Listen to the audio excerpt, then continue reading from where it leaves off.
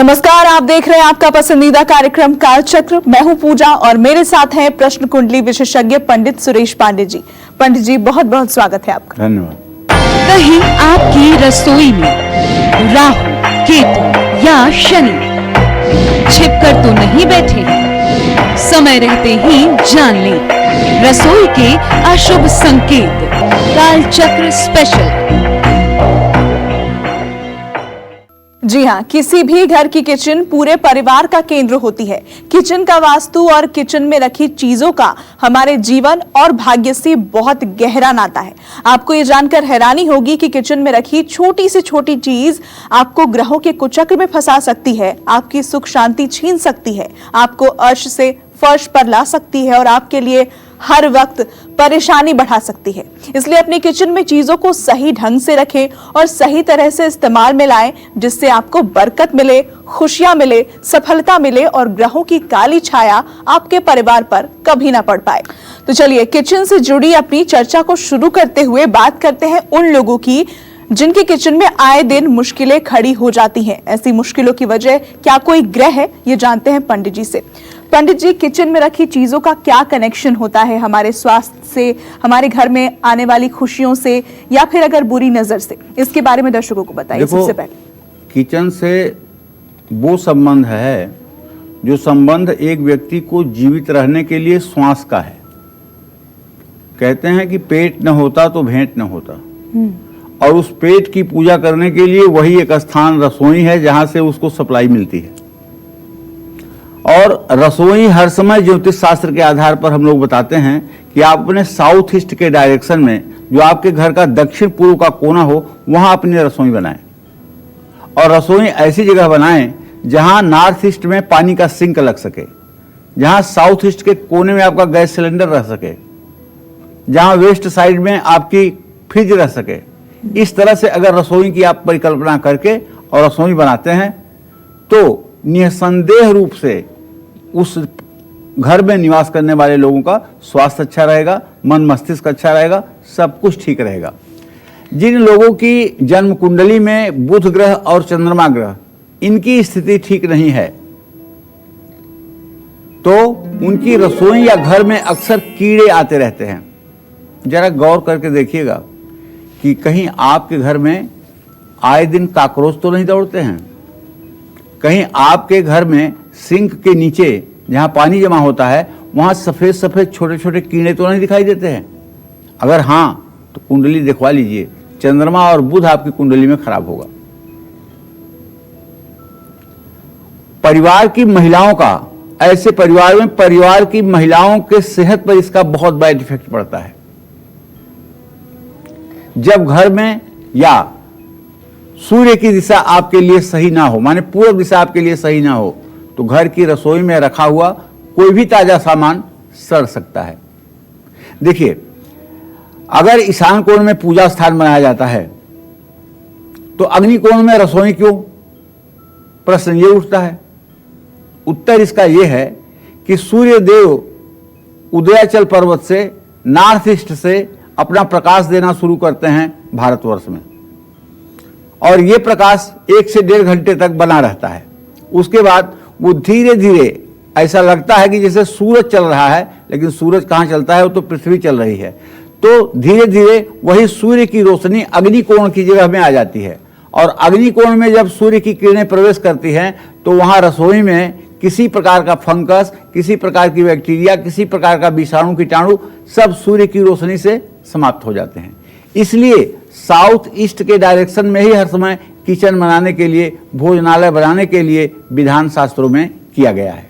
ये ऐसे ही नहीं है कि जो चाहे वो लिख दिए, कुछ उसका कारण है जिसके कारण ऐसा किया गया है। और जानते हैं, जिस घर में कीड़े दिखाई दें, कॉकरोच दिखाई दें, छिपकलियां किचन के ऊपर घूमती हों, विश्वास करिए ऐसे घर में रहने वाले जितने लोग होते हैं उतनी बुद्धि, और बिना कलह के तो कभी रोटी खा ही नहीं सकते। कलह का वातावरण जरूर होगा। माँ बेटी में नहीं बनेगी, बाप बेटे में नहीं बनेगा, ये सब स्थितियां बिना किसी कमी के होंगी। तो जब घर की रसोई में आए दिन कुछ न कुछ टूटना शुरू हो जाए और उपकरण खराब होने शुरू हो जाए, जैसे आपका मिक्सर ग्राइंडर है, वो इतना तेज चिल्लाए कि पूरा मोहल्ला जान जाए। आपने ओवन मशीन रखी हुई है, वो आए दिन खराब रहती है। आपने चिमनी लगवाई हुई है, ज़्यादा दिनों काम नहीं करती है। आपने एग्जॉस्ट फैन लगाया है, बार बार वो जलता है। आपकी फ्रिज बार बार खराब होती है। तब आप समझ लीजिएगा कि मंगल और शनि दोनों की स्थिति आपके जन्म कुंडली में अच्छी नहीं है। इससे रिश्तों में दरार आनी शुरू हो जाती है। जब आपका राशन जल्दी जल्दी खत्म होने लगे, तो घर में राशन की बर्बादी होने लगे, तब समझ लीजिएगा कि आपके परिवार पर पितर दोष की छाया है। जानते हैं, पितर दोष की छाया के लिए कहीं न कहीं हम और आप भी जिम्मेदार हैं। कैसे? आपने कभी किसी को पिंडदान करते देखा है? नहीं देखा होगा। और अगर देखा होगा तो जवाब यह है, पिंडदान में जौ के आटा, चावल के आटा और काले तिल के आटे से पिंड बनाया जाता है, और वो पिंड भगवान विष्णु को, भगवान शिव को और ब्रह्मदेव को निवेदित किया जाता है, ब्रह्मा विष्णु महेश को। तो ये जब पिंडदान किया जाता है तो हमारे पितरों को इससे मुक्ति मिलती है। तो अब कुछ दिनों से, जब से लोगों के घर में फ्रिज आई है, तो एक नया सिस्टम है कि आटा गूंथ लेंगे और थोड़े से आटे का यूज कर लेंगे, फिर जो बचा आटा होगा उसको फ्रिज में रख देंगे और दूसरे दिन उसी आटे का फिर उपयोग करेंगे। अरे भाई, जब गूथा हुआ आटा साफ सुथरा आप किचन में रख रहे हैं, तो अगर पितर दोष है आपके यहाँ, तो क्या पितर उस आटे पर अपना प्रभाव नहीं दिखाएंगे? मैं विश्वास के साथ कहता हूँ, पितरों की उस पर निगेटिविटी, नकारात्मक ऊर्जा आएगी, और उसी को जब आप दूसरे दिन रोटी बनाकर खाएंगे तो आपका भविष्य निश्चित रूप से प्रभावित होगा। तो मैं तो इस कार्यक्रम के माध्यम से अपने सभी दर्शकों से एक ही चीज कहना चाहूंगा कि देखिए, जितना आटे की जरूरत है उतना ही आटा गूंथिए। फ्रिज में अगर आपने आटा रखना शुरू किया है तो कहीं न कहीं से ये आप एक अनर्थ को निमंत्रण दे रहे हैं। अच्छा, ये तो हो गया किचन की बात। अब किचन में सबसे महत्वपूर्ण चीज है चकला और बेलन। चकला और बेलन इस्तेमाल करने के बाद हर समय उसको धोना चाहिए। क्या आप चकला बेलन को किचन में हमेशा खड़ा करके रखते हैं? तो आप चकला बेलन से कैसे भाग्य प्रभावित होता है, इस पर भी मैं अपने विचार आपको रखूंगा। घर में रखे चकला और बेलन पर शायद ही किसी का ध्यान जाता हो, लेकिन यही चकला बेलन आपको बीमार कर सकता है और धन की हानि भी कर सकता है। कैसे? आइए इस बारे में जानते हैं। पंडित जी, अब ये बताइए कि चकला और बेलन, इसका क्या कनेक्शन है हमारी किस्मत के साथ, और क्या तरीका है सही इस्तेमाल करने का? बहुत सही पूजा। देखो, लोग सोच रहे होंगे कि पंडित जी क्या क्या बात करते हैं। देखिए, आपके पूर्वज जो बताते थे, अब आप छोटी सी फैमिली लेकर के शहरों में रह रहे हैं। अब आपकी सास, आपकी दादी सास, आपके मतलब दादा बताने के लिए नहीं है कि ये तुम गलत कर रहे हो या सही कर रहे हो। तो कार्यक्रम के माध्यम से ही अपनी पुरानी बातों को आप तक पहुंचाने की मैं कोशिश करता हूं। देखो, चकला और बेलन ये दोनों राहु का प्रतिनिधित्व करते हैं। जब भी आप चकला बेलन का इस्तेमाल करते हैं तो उसे हर बार साफ करके ही आपको इस्तेमाल करना चाहिए। वास्तु के अनुसार अगर आप कभी कभी चकला बेलन साफ करते हैं तो इससे रोग और धनहानि होती है। तो इसी वजह से कहा जाता है कि रोजाना चकला बेलन जरूर धोना चाहिए। इससे आपके घर परिवार में निरोगी काया सबकी बनी रहेगी और लोग प्रसन्न रहेंगे। रोटी बनाते समय जब भी चकले से आवाज आती है, कुछ लोग जब रोटी चकले पर बेलना शुरू करते हैं, खट खट खट खट खट खट की आवाज आती है। जो चकले के 3 पैर होते हैं, कभी एक उठता है, कभी एक गिरता है, कभी एक उठता है, कभी एक गिरता है, आवाज आती है। ये आवाज शुभ नहीं है, ये अशुभ संकेत है, ये गलत सिग्नल है। इससे धनहानि होती है और धनहानि के साथ साथ सम्मान भी प्रभावित होता है। आज ध्यान दीजिएगा रोटी बनाते समय कि कहीं आपका चकला आवाज तो नहीं करता है। और आपके चकले से अगर रोटी बनाते समय आवाज आ रही है तो इसको आप बंद करिएगा। कैसे बंद करेंगे? चकला अगर नहीं बदल सकते हैं तो बंद कैसे करेंगे? तो तीनों पाए जो उसके होते हैं उसमें देखिए कि किस तरफ ये लुढ़क रहा है। जहां लुढ़क रहा हो उसके नीचे थोड़ा सा कागज लपेट करके लगा दीजिए, जिससे उसकी आवाज आना बंद हो जाए।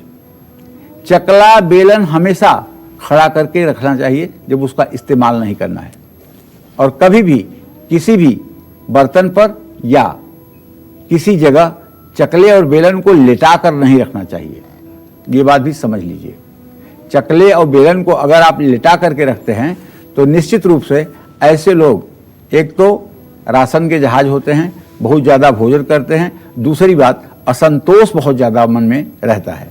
तो किस दिन चकला बेलन खरीदना चाहिए और किस तरह का चकला बेलन आपको किचन में रखना चाहिए, इस सब मैं विस्तार से आपसे चर्चा करने वाला हूं। आप हमारे साथ बने रहिए। और इस बीच हमारे साथ एक कॉलर जुड़ गए हैं, रितेश महाराजगंज से। बहुत स्वागत है रितेश जी आपका, अपना सवाल पूछिए। हाँ, हेलो पंडित जी, प्रणाम। सदा सुखी रहो रितेश जी। हाँ, मेरा नाम रितेश कुमार पांडे है सर जी। मेरा जन्म 20 अप्रैल 1983 को रात 10:28 में महाराजगंज यूपी में हुआ है सर। जी जी। हैं, तो सर अभी तक हम कुछ काम धाम नहीं करते हैं सर। ऐसा है, कुछ रोजगार के क्षेत्र में बताइए जिससे हमारा भविष्य उज्जवल हो सके। देखो रितेश बेटा, बहुत देर हो गई है। आपका 37 साल पूरा हो गया और 37 साल उम्र का आधा कालखंड व्यतीत हो गया और आपने अभी तक कुछ किया नहीं है। अब आपको 1 मिनट भी विलंब नहीं करना चाहिए और कुछ करना चाहिए। अगर आप सरकारी नौकरी के इंतजार में हैं तो मैं मना नहीं करूंगा, आप उसके इंतजार में रहिए, लेकिन आपको जो करना है वो मैं आपको बता रहा हूं। आपको तत्काल पानी का व्यवसाय शुरू कर देना चाहिए, मिनरल वाटर का व्यवसाय शुरू कर देना चाहिए, और आपके गमन स्थान का स्वामी बुध है, आपको पश्चिम दिशा की यात्रा करनी चाहिए महाराजगंज से। और जिस दिन घर छोड़ करके आप पश्चिम दिशा की यात्रा करेंगे उसके बाद आपका भाग्योदय होना शुरू हो जाएगा। तो आप ऐसा जरूर करें। और अगर आप पानी का व्यवसाय नहीं कर सकते हैं तो आपको मेडिकल स्टोर का व्यवसाय करना चाहिए, या फिर किसी प्रकार के केमिकल का भी व्यवसाय करना आपके लिए लाभकारी हो सकता है। और मैं आपको ये बताना चाहूंगा कि आप नित्य दुर्गा चालीसा और विंध्येश्वरी चालीसा का सुबह शाम पाठ जरूर करें। तो किस दिन चकला बेलन खरीदना आपकी सेहत के लिए घातक साबित हो सकता है? किस तरह का चकला बेलन आपको निरोगी बना सकता है? साथ ही किचन में चकला बेलन को गंदा छोड़ना आपको कौन सा नुकसान पहुंचा सकता है? आइए जानते हैं। पंडित जी इस बारे में बताइए। और साथ ही एक और चीज जो मैं यहाँ पर जोड़ना चाहूंगी कि कुछ लोग चकले का इस्तेमाल नहीं करते हैं, वो किचन की स्लैब पर ही बेलन से रोटियां बनाते हैं, क्या ये सही है? ये इधर भी चलन में आया है। पूजा जो तुम कह रहे हो ना, ये प्रैक्टिकल बात कह रहे हो। इधर भी चलन में आया है कि खड़ी होकर के महिलाएं और अपने प्लेटफार्म पर किचन के और उसी पे रोटी बना लेती हैं। ये अभी चलन में आया है, पहले ऐसा नहीं था।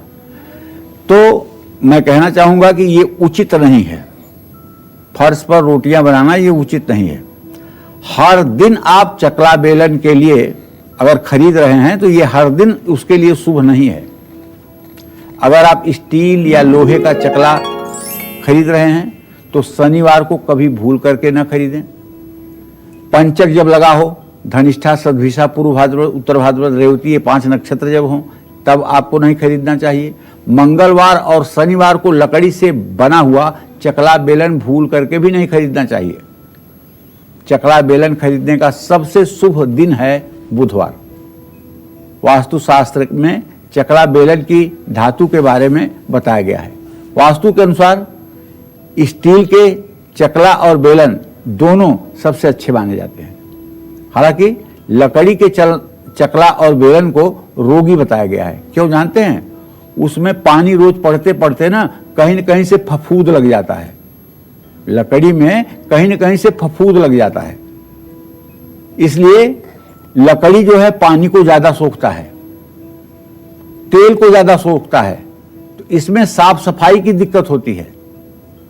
इसलिए मैं तो कहूंगा कि एक बार आपका बेलन तो हो भी जाए लकड़ी का, लेकिन चौका तो भूल करके भी नहीं होना चाहिए लकड़ी का।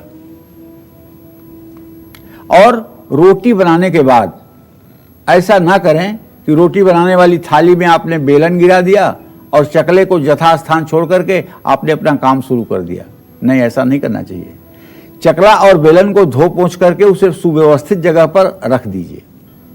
ऐसा करने से परिवार के सदस्यों को रोग और धन की हानि नहीं हो सकती है।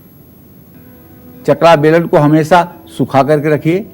गीला चकला बेलन कभी भी ना रखिए और रसोई में 3 चकले कभी नहीं रखना चाहिए। इससे घर में क्लेश का माहौल बनता है। सबसे बड़ी बात, सबसे अच्छा आपको बताऊं, अगर आप पत्थर का चकला और पत्थर का बेलन इस्तेमाल करें तो मैं विश्वास के साथ कह सकता हूं इसकी सारी पॉजिटिविटी आपको मिलेगी। लेकिन ये उन घर की महिलाएं करें जिनके हाथ से सामान नहीं गिरता है और जो लापरवाह हैं, जिनकी सोच कहीं रहती है, काम कहीं, जिनके हाथ से दूध चूल्हे पर आए दिन गिरता है, चाय बनाते समय चाय गिरती है, तो ऐसी महिलाओं को अपने घर में पत्थर का चकला बेलन नहीं रखना चाहिए, क्योंकि वो भी हाथ से छूटेगा, गिरेगा, टूटेगा, जो एक अशुभ संकेत देता है। तो किचन में रखा हुआ तवा, रोटी बनाने वाला तवा, कैसे मानहानि करा सकता है, कैसे रोग बढ़ा सकता है, कैसे गरीबी बढ़ा सकता है, और अगर गंदा तवा है तो कैसे ये आपको विपत्तियों में फंसा सकता है। इन सब विषयों पर मैं चर्चा करूंगा। आप हमारे साथ बने रहें।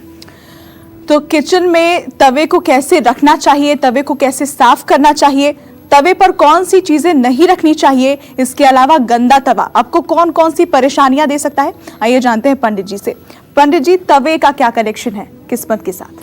कहते हैं ना कि गरीब हो चाहे अमीर, होता सबके यहाँ लोहे का ही तवा है। गरीब हो या अमीर, होता सबके यहाँ लोहे का ही तवा है। एक ऐसी चीज है जो पूरे भारत में नहीं, पूरे विश्व में एक जैसी यूज होती है। हाँ, कहीं कहीं अपवाद बस स्टील के भी तवे आज निकल चुके हैं, वो भी लोहे से ही संबंधित है। तो तवा अगर गंदा है और तवा अगर सही डायरेक्शन में नहीं रखा गया है तो राहु का अशुभ प्रभाव आपके घर के ऊपर दिखने लगेगा। कैसे आप जानेंगे कि राहु का प्रभाव खराब है? आप देखिए कि आपके घर में कितनी छिपकलियां हैं। अगर हैं तो राहु दोष शुरू हो चुका है। लाल चींटियां निकलती हैं, अगर हां तो राहु दोष शुरू हो चुका है। कोई सामान अगर आपके घर में आया है, ज्यादा यूज नहीं हुआ है, तभी अगर वो बार बार खराब हो रहा है, तब भी राहु दोषकारी है। कोशिश करने के बाद भी धन संचय नहीं हो रहा है, तब भी राहु दोष कारक है। तो ऐसे में मानहानि, रोग और दरिद्रता ये गंदा तवा बढ़ाता है। गंदे तवे पर कभी भी रोटी ना रखें।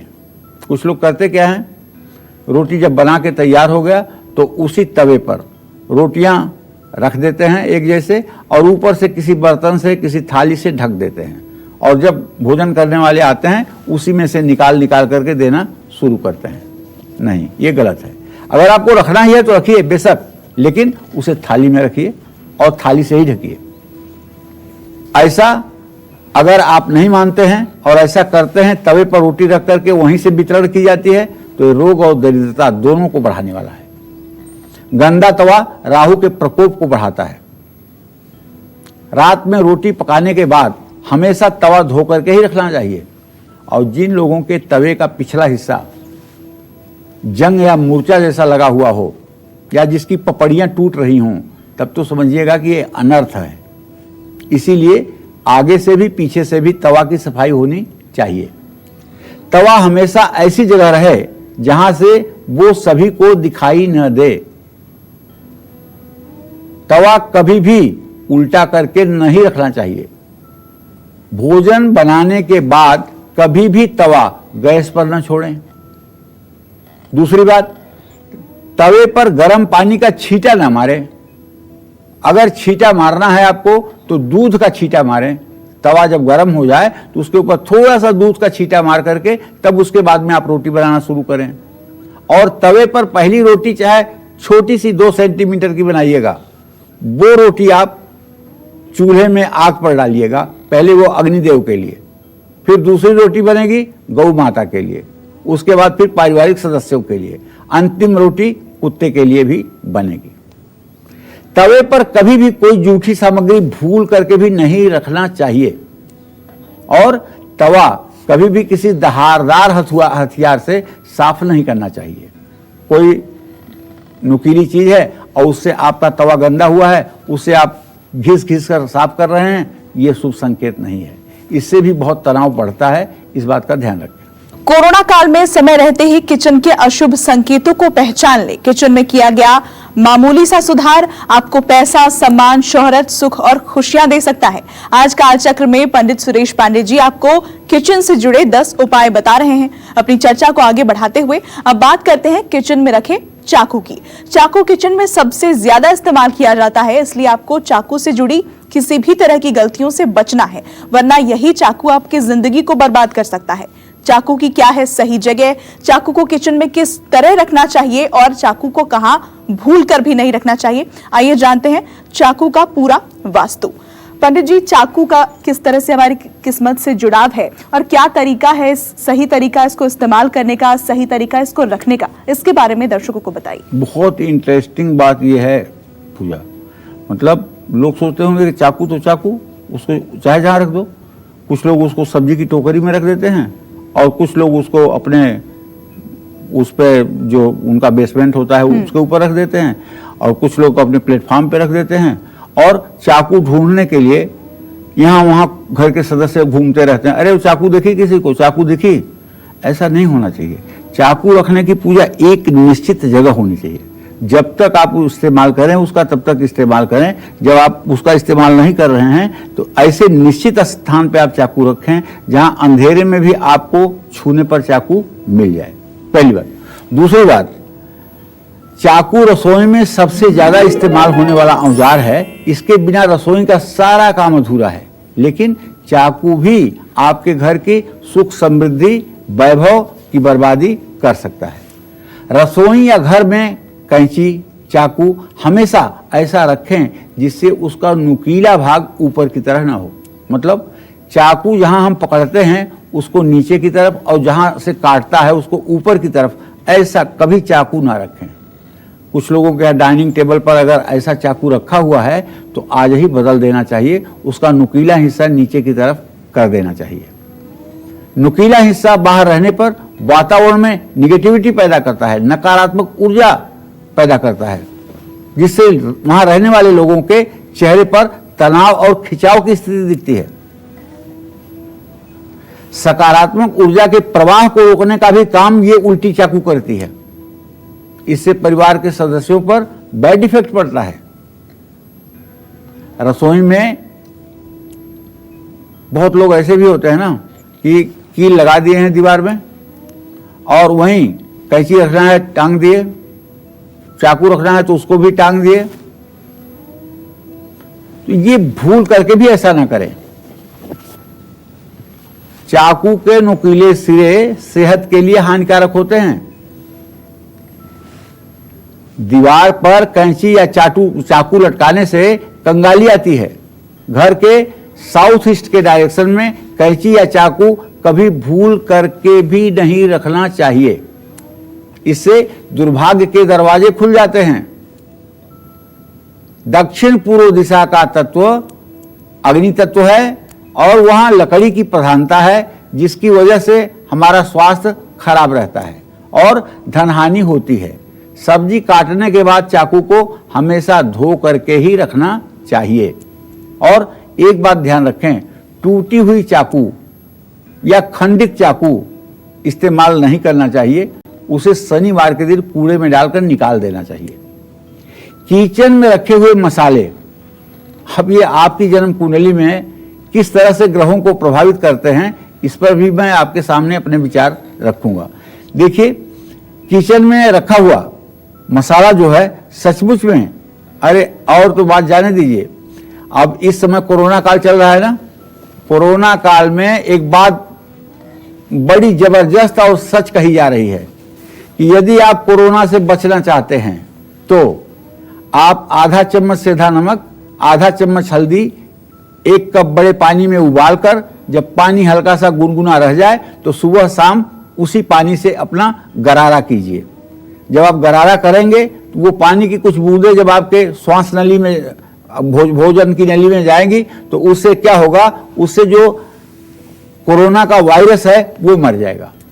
दूसरी बात, अब ये भी किचन की ही बात है, मसालों की, जैसे जावित्री, दालचीनी, ये तो मतलब कि किचन की ही चीज है ना। सेंधा नमक किचन की चीज है, हल्दी, गुड़, ये सब चीजें, अगर इन सब चीजों को, छोटी पिपली, काली मिर्च, ये सब चीजें डाल करके अगर आप काढ़ा बना करके और दिन भर में 2 बार पीते हैं, मैं विश्वास के साथ कह सकता हूं, भगवान तो नहीं हूं लेकिन कोरोना आपको छू नहीं पाएगा।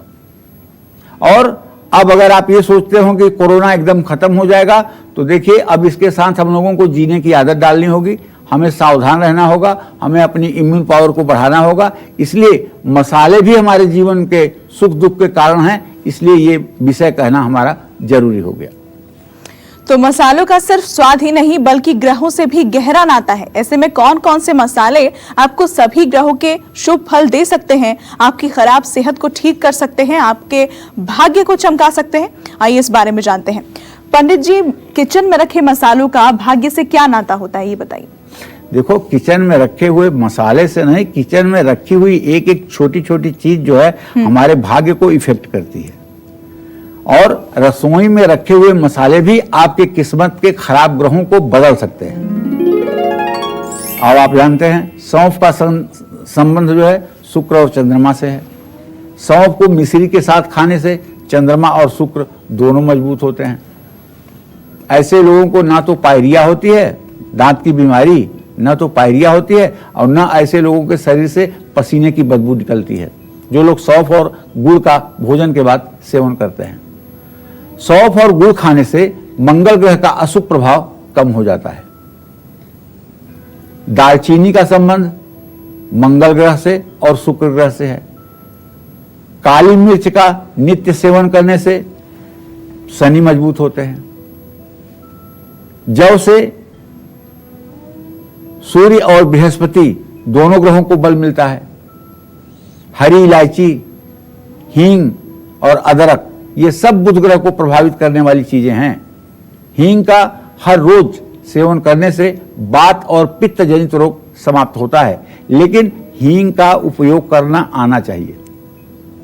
कुछ लोग ऐसे हींग का उपयोग कर देते हैं कि उसमें इतनी तेजी आ जाती है कि उस चीज की सेवन में बड़ी दिक्कत महसूस होती है।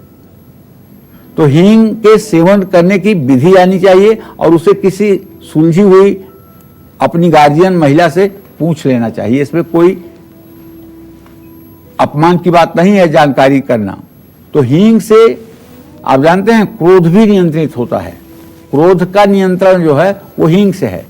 जल्दी से बृहस्पति ग्रह इससे मजबूत होता है। ऐसे में हर रोज रात में हल्दी वाला दूध पीजिए। जीरा राहु केतु का प्रतिनिधित्व करता है, और आप जानते हैं जीरा बहुत बड़ी औषधि है।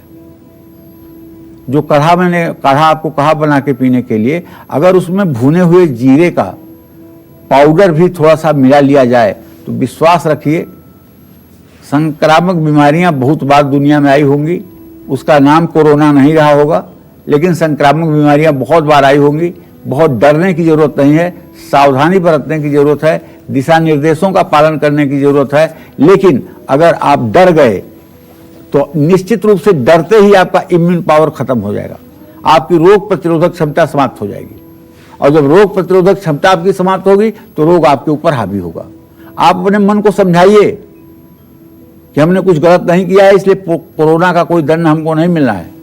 और ये जो मैं काढ़ा बता रहा हूं इसका आप सेवन करें। सुश्रुत संहिता में इसका वर्णन है, निश्चित रूप से फायदेमंद होगा। बिना किसी दिन के क्या खाने से आपको नवग्रहों की असीम कृपा मिल सकती है, इस विषय पर भी चर्चा जारी रहेगी। बिल्कुल। तो क्या खाने से शनि देंगे शुभ फल, मंगल नहीं करेंगे अमंगल, और राहु केतु रहेंगे शांत। साथ ही सूर्य, चंद्रमा, बुध, शुक्र और गुरु का भी मिलेगा साथ। कैसे, आइए जानते हैं। पंडित जी, अलग अलग ग्रहों की कृपा पाने के लिए किस दिन क्या खाना चाहिए, किन चीजों का सेवन करना चाहिए? देखिए, सूर्य को मजबूत करने के लिए, सूर्य ग्रह हमारे जिंदगी में मजबूत तब होगा जब हमारा आत्मविश्वास बढ़ेगा, जब हमें पिता की संपत्ति मिलेगी, जब हमारे पिता की कृपा हमारे साथ रहेगी, तब सूर्य मजबूत होगा। तो सूर्य को मजबूत करने के लिए रविवार को गेहूं की रोटी और गुड़ का सेवन स्वयं करना चाहिए। अगर गर्मी है तो सत्तू का भी सेवन आप कर सकते हैं। और सोमवार को घर में खीर जरूर बननी चाहिए, और ये खीर देवी देवताओं के प्रसाद के रूप में भी रखी जानी चाहिए, और छोटी कन्या अगर हो तो उसे भी खिलाया जाना चाहिए। दूध से बनी हुई चीजें अगर सोमवार के दिन आप खाते हैं तो इससे चंद्रमा मजबूत होगा। मंगलवार को घर में मसूर की दाल बना करके जरूर खाएं, और खिचड़ी भी खा सकते हैं, जौ की रोटी भी खा सकते हैं। मंगलवार को और बुधवार को मूंग की दाल का हलवा बना करके उसका भोग देवी देवताओं को जरूर लगाना चाहिए। इससे मंगल को भी बल मिलेगा। और बुधवार के दिन हरी सब्जियां जरूर बनानी चाहिए।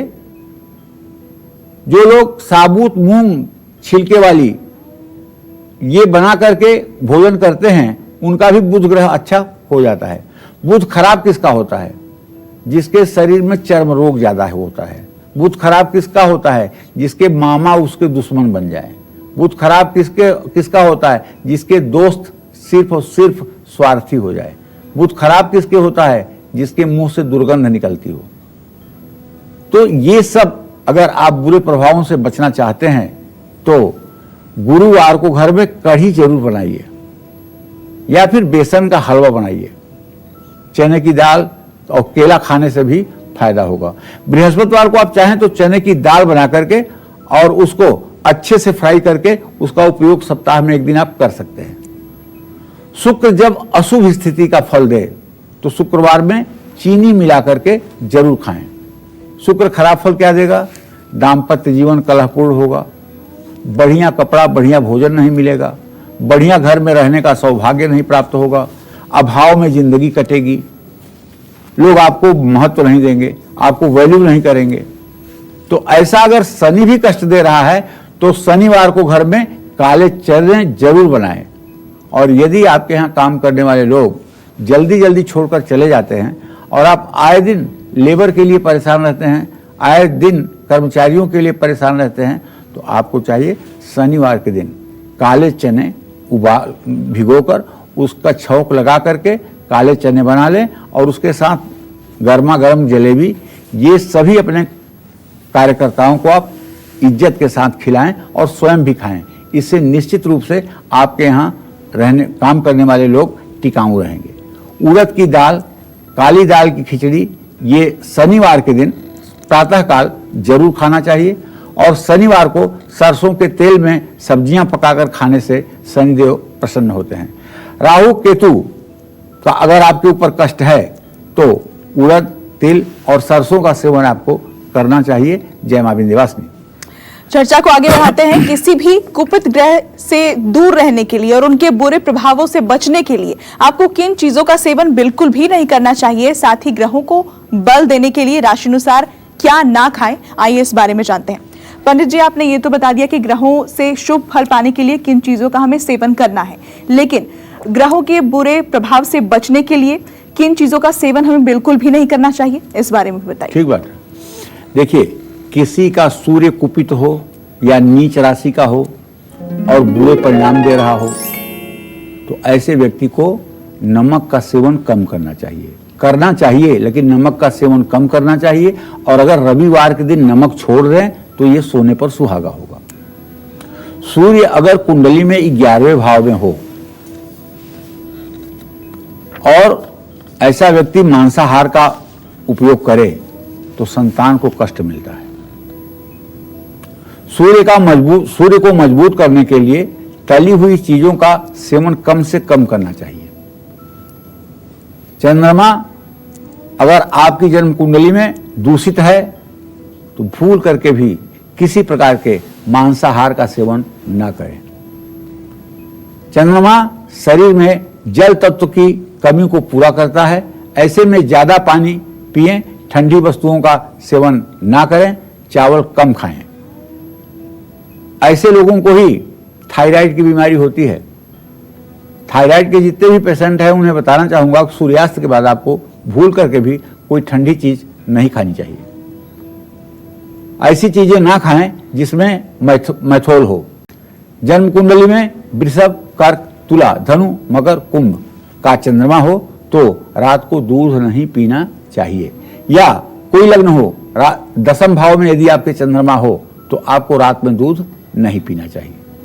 जिन लोगों का मंगल कुपित होता है उनको रात में जल्द भोजन करना चाहिए। वैसे तो सभी को अगर संभव है तो 8 बजे रात तक भोजन कर लेना चाहिए। जब आप 8 बजे तक भोजन कर लेंगे तो 9-10 बजे तक सो करके और आप ब्रह्म मुहूर्त में उठ पाएंगे। लेकिन यदि आप साधना में हैं, साधना का मतलब पढ़ाई कर रहे हैं, वो भी सरस्वती की साधना है, तो आपके लिए कोई समय का बाउंडेशन नहीं है। आप जब तक पढ़ना चाहें पूरी रात पढ़ें। जब फिर आप उठेंगे तो जब आप उठेंगे तो उसी समय सूरज उदय मान करके और अपने नित्य क्रिया को करें। क्योंकि देवी देवताओं की साधना में जितना आदमी परिश्रम करता है उससे कम मेहनत सरस्वती की साधना में नहीं होता है। सरस्वती की साधना बहुत कठिन और दुष्कर है। जो विद्यार्थी ऐसा करते हैं उनके ऊपर कोई कानून नहीं लागू होता है, बल्कि वो एक समय के अनुसार जैसे जो भी करते हैं वो ठीक है। रात में हल्का भोजन करना चाहिए। जिन लोगों का मंगल थोड़ा सा भी कुपित होता है उनको ज्यादा देर तक धूप में बिल्कुल नहीं बैठना चाहिए। और मंगल अगर कमजोर हो तो तेज मसालों का भी सेवन नहीं करना चाहिए। बुध अगर कुपित हो तो कभी भी तनाव या जल्दबाजी में भोजन ना करें। बुध खराब हो तो दालों का सेवन कम से कम करें। कच्ची सब्जी ना खाएं, कांच के बर्तन में भोजन ना करें और पानी भी ना पिएं। तेज नमक या पैक्ड फूड भी आपको नहीं खाना चाहिए। तो अगर शनि, राहु, केतु आपको अशुभ फल दे रहे हैं या फिर गुरु और शुक्र ग्रह कुपित होकर आपको अनिष्ट कर रहे हैं तो ऐसे में आपको कौन सी चीजों का सेवन बिल्कुल नहीं करना चाहिए, आइए इस बारे में भी जान लेते हैं। पंडित जी बताएं इस बारे में। देखिए, हर चीज हर आदमी के लिए लाभकारी नहीं होती है। हर चीज हर आदमी के लिए लाभकारी नहीं होती है। इस संसार की 7 अरब आबादी है, 7 अरब लोगों का 7 अरब दिमाग है और सबके अपने अपने टेस्ट अलग हैं। तो जिन लोगों का बृहस्पति खराब होता है, वो मकर राशि में है या फिर अस्त हुआ पड़ा है, तो ऐसे लोगों को साधु संतों की तरह भोजन करना चाहिए। मतलब एकदम सात्विक, पूर्ण रूपेण, जो किसी प्रकार की हिंसा के द्वारा न प्राप्त किया हुआ हो, जो मेहनत और परिश्रम के धन से व्यवस्थित किया गया हो, ऐसा भोजन साधु संतों का भोजन, सात्विक भोजन कहलाता है। हमेशा अपनी भूख से कम भोजन करें। अगर आप अपने पेट का अंदाजा नहीं लगा पाते हैं तो ये बड़े शर्म की बात है। आप जितना भोजन कर सकते हैं उसमें 25% भोजन आप ना करें। एक कहावत है, कम खाए न मरे न मोटाए। अगर आप कम खाना खाओगे तो ना तो जल्दी बीमारी होगी, ना तो मरोगे और ना तो बहुत मोटे होगे। जिन लोगों का शुक्र कुपित होता है उनको ठंडी और मीठी चीजें कम खानी चाहिए। और शराब का सेवन तो बिल्कुल भूल करके भी नहीं करना चाहिए, क्योंकि सब कुछ होते हुए भी आप 10 मिनट के लिए शराब जब पीते हैं तो भिखारियों जैसी स्थिति में आ जाते हैं।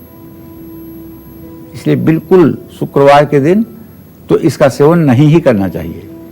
और यदि शनि का बैड इफेक्ट आपके जीवन पर पड़ रहा है तो भाई भूल करके भी आपको अल्कोहल, शराब का सेवन और मांसाहार का सेवन नहीं करना चाहिए। तामसी भोजन न करें। तामसी भोजन क्या है? तामसी भोजन उसे कहते हैं जिस भोजन को 2 घंटे से ज्यादा पहले से बनाया जा चुका है। यातयामम गत रसम, ऐसा फल जिसका रस सूख गया हो। पूर्ति, पौ में इति प्रत्यय लगा हुआ है, मतलब प्रकृति द्वारा दुर्गंधित। प्रकृति द्वारा क्या दुर्गंधित है? लहसुन और प्याज। वो पैदा होते ही बदबू करता रहता है। यातयामम गतरसम पूत परयुषितम चयत उच्छिष्टम चामेध्यम भोजन हताप सक्रिय। और किसी का जूठा, ये उच्छिष्ट कहते हैं इसको, किसी का झूठा भोजन करने से भी तामसिक वृत्तियां बढ़ती हैं और तामसिक वृत्ति में आलस्य, निद्रा और प्रमाद होता है। तो राहु की दशा में मछली का सेवन नहीं करें। राहु खटाई और मिठाई इनका सेवन करने से अशुभ फल देता है। केतु की दशा हो तो बीज वाली सब्जियों का सेवन नहीं करना चाहिए। उड़द की दाल भी नहीं खानी चाहिए और केतु की शुभता के लिए सादा भोजन खाएं और जमीन के नीचे उगने वाली चीजों का सेवन बिल्कुल करें। जय मां विंध्यवासिनी। चलिए अब बात करते हैं किचन से जुड़े उन नियमों की जिसकी अनदेखी आप अक्सर करते हैं, लेकिन आप उन बातों की इंपॉर्टेंस को नहीं जानते हैं। क्या है किचन से जुड़े वो नियम, आइए जानते हैं इस बारे में। पंडित जी, किचन से जुड़े वो कौन से नियम है जिनकी अनदेखी करना हम पर भारी पड़ सकता है?